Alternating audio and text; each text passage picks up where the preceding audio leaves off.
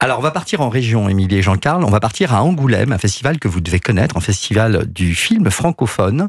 D'ailleurs, votre chanson cinéma pourrait un jour être illustrée peut-être dans ce festival. Nous sommes avec le bien nommé, celui qui est à l'origine justement de la création de ce formidable festival, Dominique Besnéard. Bonjour. Bonjour. Bonjour Dominique, merci d'être avec nous dans le Club Vous de m'entendez l'été. bien? Mais on vous entend très très bien, Dominique. Bon, ben, très bien. Alors, on est avec le couple, le duo, Madame, Monsieur, qui ont d'ailleurs écrit une très belle chanson que je vous invite à écouter, Cinéma, qui est sortie il y a quelques mois. Et vous, évidemment, Dominique, on vous connaît notamment pour ce festival important que vous avez organisé avec Marie-France Brière. C'est la 18e édition. Et cette année, je crois qu'il y a une région qui est mise à l'honneur. Oui, ben, il y a une province, puisque c'est le Québec. Ça n'est pas un pays, c'est une province. Oui. Et cette année, on avait envie il y a quelques années, on a déjà fait le Québec. Mais vu la situation américaine, on s'était dit de rappeler qu'au Canada, il y a une partie, le Québec, on parle français, vis-à-vis des déclarations de Trump en disant oui, ça pourrait être l'État supplémentaire pour les États-Unis. Ça nous a amusés et nous, on a eu envie de reparler du Québec. Voilà. Alors, il y a 10 films qui vont retracer justement l'histoire cinématographique de ce pays. Des films aussi, alors des films anciens, des films plus récents. Il y aura par exemple Jusqu'à la fin du monde de Xavier Dolan. Il y a les plus récents avec Les Chambres rouges de Pascal Plante et Vampire humaniste.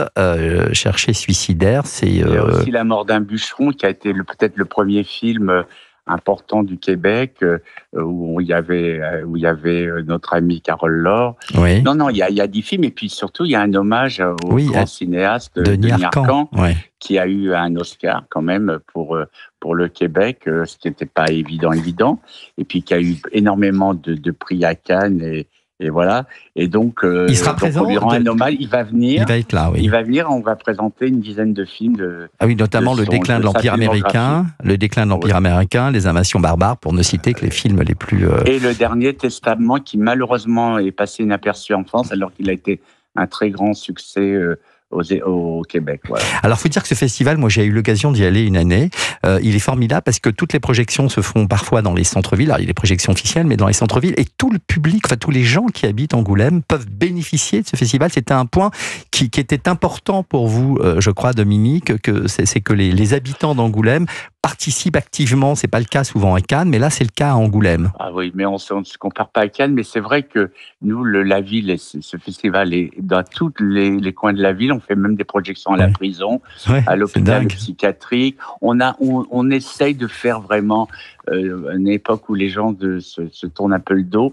On rassemble et on a toujours rassemblé. Et l'an passé, on a fait 60 000 spectateurs. Bon, c'est pas toute la population d'Angoulême, mais puisqu'il y a beaucoup maintenant de gens de France qui viennent, qui réservent. Non, ce qui est important, c'est qu'il soit populaire, élégant, et que en sortant, et là c'est un peu nouveau, depuis quelques années, on sent que les distributeurs achètent même des films francophones, des films québécois, africains, qu'ils n'avaient pas vus avant. Donc il y a un petit marché, pas comme Cannes bien entendu, mais qui est la chose un peu supplémentaire. C'est devenu une référence quand même, ce festival d'Angoulême. Alors il y aura évidemment des films français, québécois, mais aussi du Burkina Faso, de la Belgique, des comédies, des drames.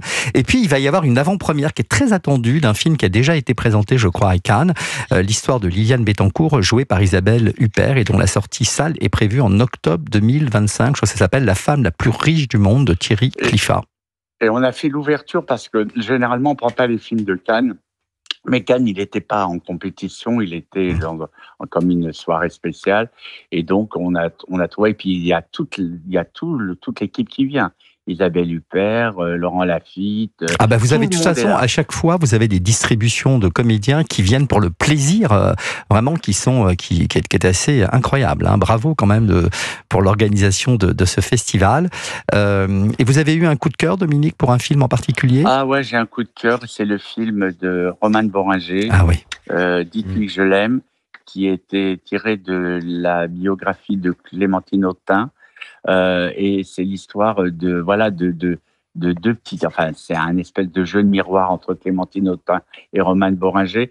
C'est que chacune ont été pas suffisamment aimées par leur mère, Et donc, moi qui ai tellement été aimé par ma mère et comme vous, du reste. Absolument. Donc pour Dominique. nous, on voit ça, on se dit, mais ça peut marquer à vie. Ouais. Et le film m'a fait pleurer, moi.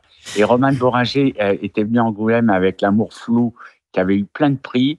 Et c'est c'est notre chouchoute et elle revient pour son deuxième film. Merci beaucoup. Merci. On avait encore plein de questions, Dominique, mais malheureusement, il faut qu'on file au plic-ploc.